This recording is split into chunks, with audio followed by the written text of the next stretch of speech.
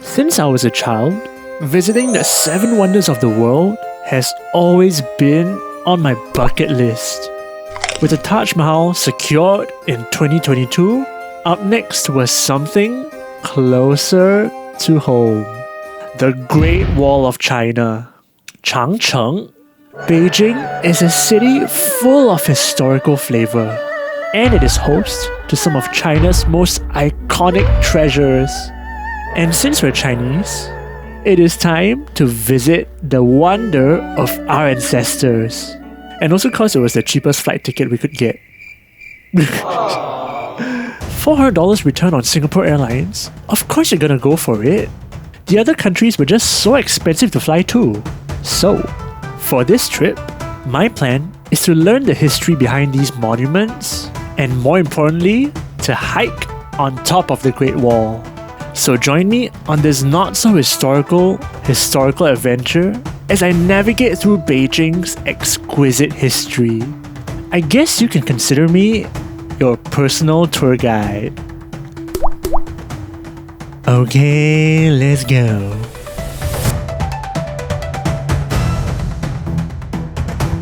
Welcome to the Summer Palace, also known as Yiheyuan in Chinese. Built in the 18th century, this vast imperial garden was primarily a retreat for emperors during hot summers. Oh yeah, and alongside us, we have our internet friend turned real-life friend, Zia, who has been taking care of us in Beijing. And David, our multilingual guide for this tour. English, 中文, and Nihongo. Super knowledgeable and solid chap, but takes punctuality very seriously. So he's saying that there was a Caucasian who is late. So he said, let's go and not wait for him. He can tour the place himself. He'll be my shifu for the day as I learn the tour guiding ropes from him. We're left with 5 other people. Let's go exercise. Wait, what? What happened?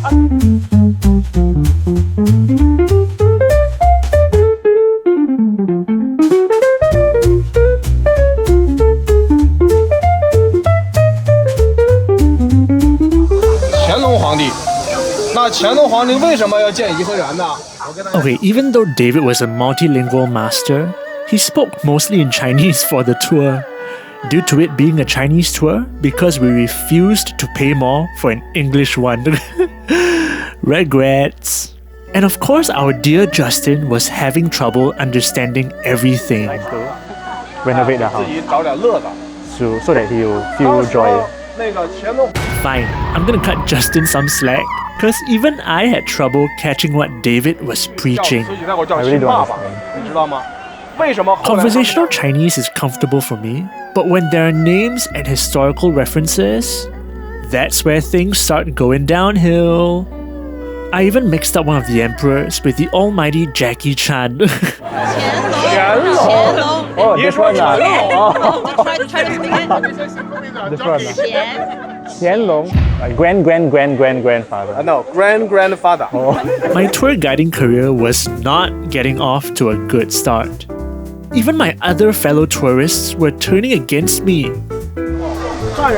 So, let me give you all a short summary of this place. So, Emperor Qianlong built this entire place because he was left with a lot of money and he loved Hangzhou, so he built this lake that resembles a river in Hangzhou.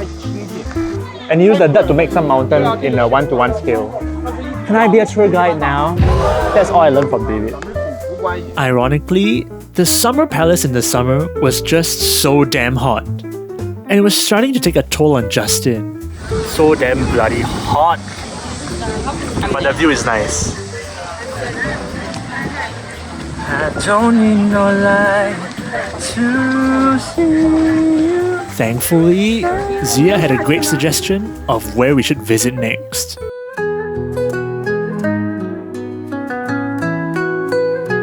One thing about Beijing is that the city has tactfully blended the old and the new. Amongst the historical juggernauts, there are pockets of modern architecture sprinkled throughout. Beijing hosted the Summer Olympics in 2008 and the Winter Olympics in 2022. And being the sportsman I am, I just had to visit the Olympic Park. Can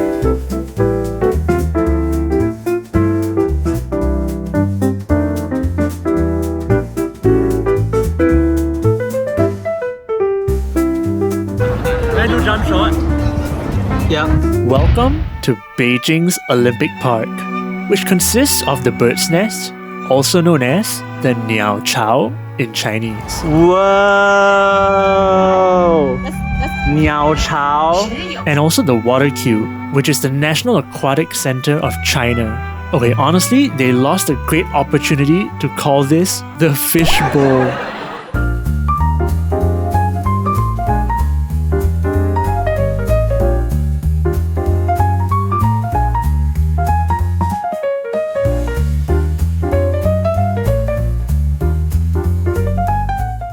We're at the bird's nest where I won my 3 gold medals for singing.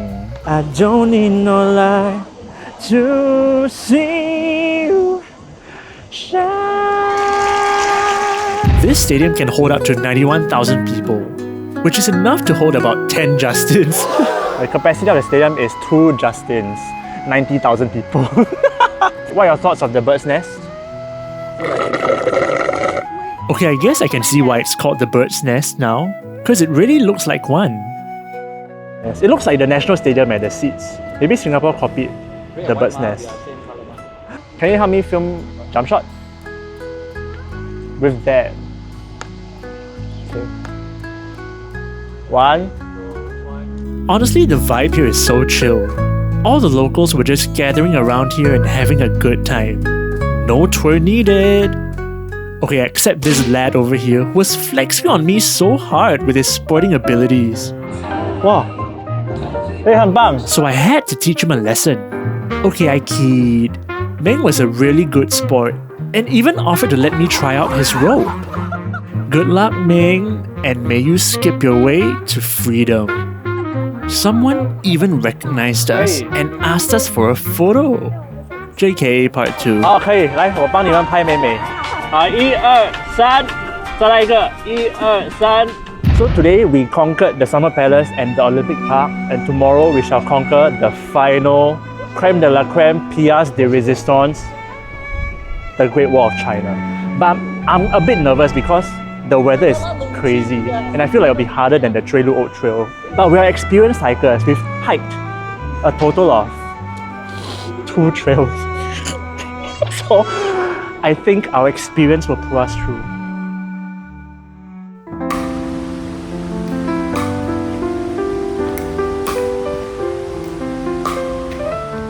Today, we're gonna get ready our legs. Okay, I know I said legs day, but somehow we only had footage of us doing upper body. But I promise you, legs were definitely hit that day. And as usual, things don't always go to plan. The weather was looking poor, and we weren't able to get a ride to the section of the Great Wall which we wanted to visit. More on that later, but for now, we were lucky to secure Forbidden City tickets. So next historical monument, here we go.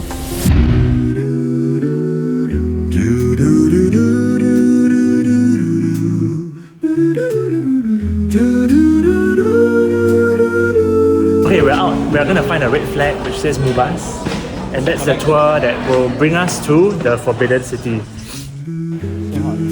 Has it even started yet? And it's already so hot there. What are your thoughts? The weather's not even Hello everyone. Meet Mary. She may not be as multilingual as our previous guide David, but at least she mainly conversed with us in English. Love you, Mary. Hello. After a short walk of 20 minutes in the sweltering heat to the Forbidden City, only in Beijing, we finally reached the side entrance. We thought we could see the famous picture of Mao overlooking the Tiananmen Square, but since COVID, they fenced up the area and redirected the entrances. On the outskirts of the Forbidden City, feels very forbidden. with Mary, our guide, and Justin, the sweaty bars. Oh wow, everyone's dressed up. The heck? This is quite cute. Remember how I said that I was gonna be your personal tour guide? While Mary was busy being the lovely tour guide she is, Justin tapped into my inner tour guide and challenged me to be a better one than David. Okay, Justin has challenged me to capture the flag, said flag, and become the tour guide. You think I can do it? Mary had a little flag, because the little flag is coming to me.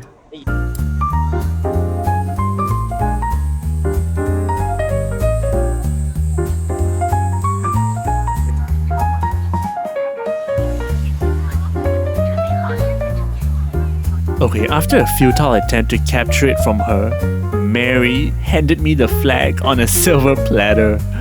Game recognizes game. I'm now for your guide. Open your stick.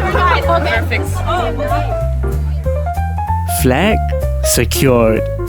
Even Mary commended me with a job well done and told me I would make a great tour guide. Mission success! After successfully guiding everyone into the Forbidden City safely and soundly, it was time for the history lesson to begin. Built in 1420, the Forbidden City was home to the Chinese emperors for over 500 years, until the abdication of the last Emperor Puyi in 1912. The 72-hectare palace has since been transformed into a national museum for the public.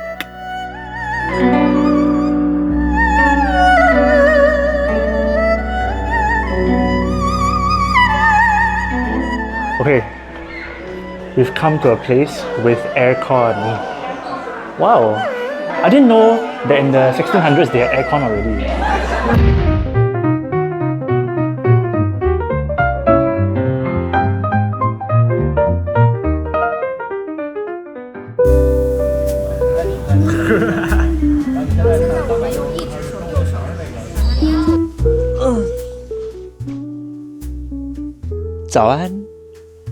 Hey, can you go and prepare or not?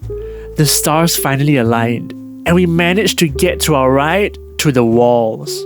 Fun fact, the Great Wall of China is actually not one long and continuous wall, but rather a series of fortifications enacted across the northern borders as protection against their enemies. The earliest sections date back to the 7th century BC, even older than Jesus. Mr. Jiang managed to hook us up with tickets to a less crowded section of the wall for a more obscure but scenic hike where we don't have to fight tooth and nail with other tourists. Mr. Jiang, you're a legend. This is us before the hike.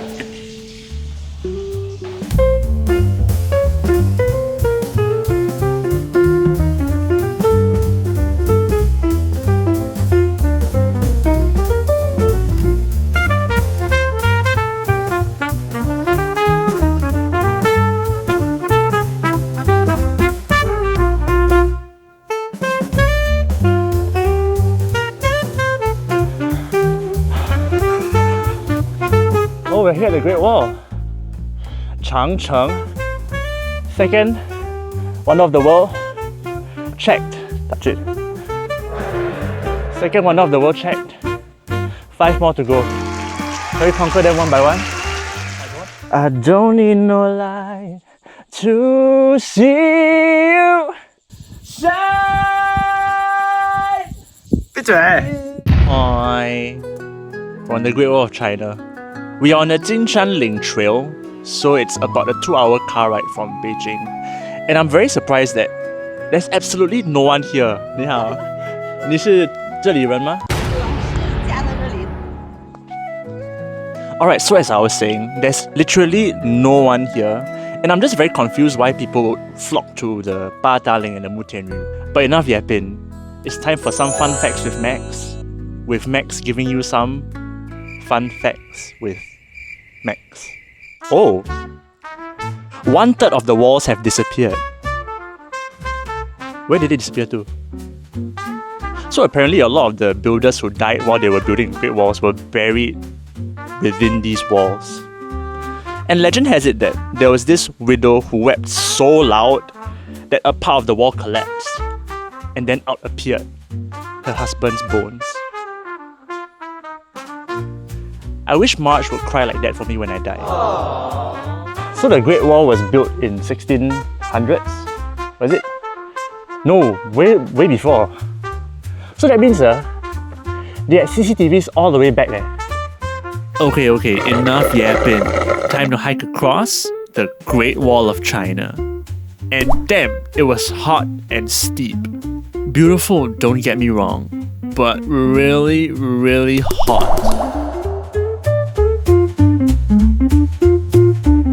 After checking out the gift shop on the Great Wall, I can't believe I'm saying that.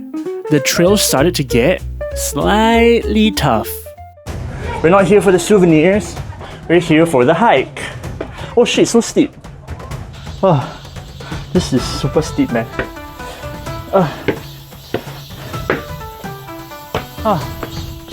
Okay, done with the first path. Wait, this is the path or this is the wall? I think we have reached the hardest part of the trail. Take a look here. Oh, it's just uphill all the way. Stairs up all the way. Are you ready for it?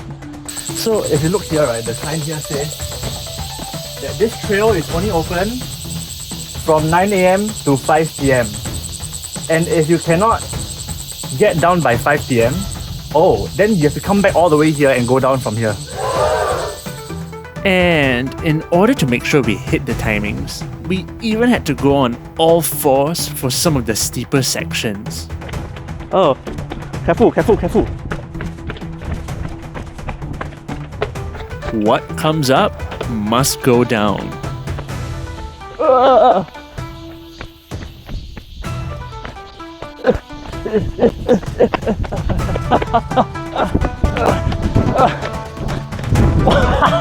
It's damn hard.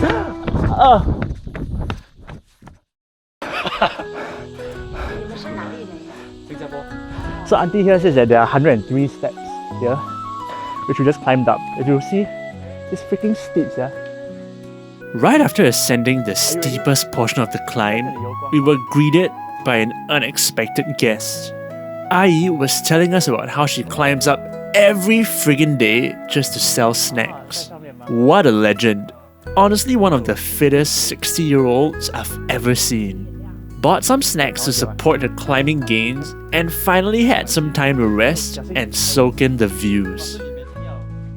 So nice, eh? I just want to live in this present moment. And just take it all in, soak it all in, soak my sweat all in.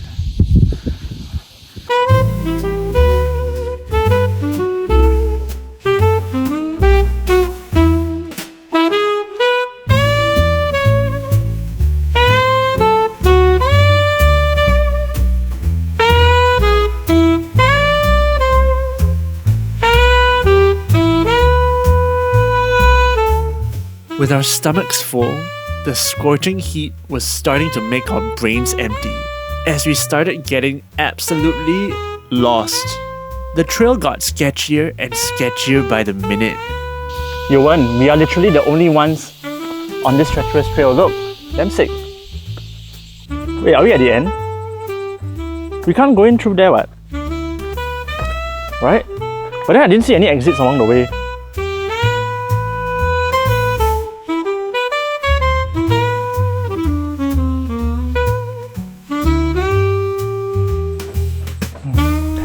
Onwards we go. Wait, why does this No.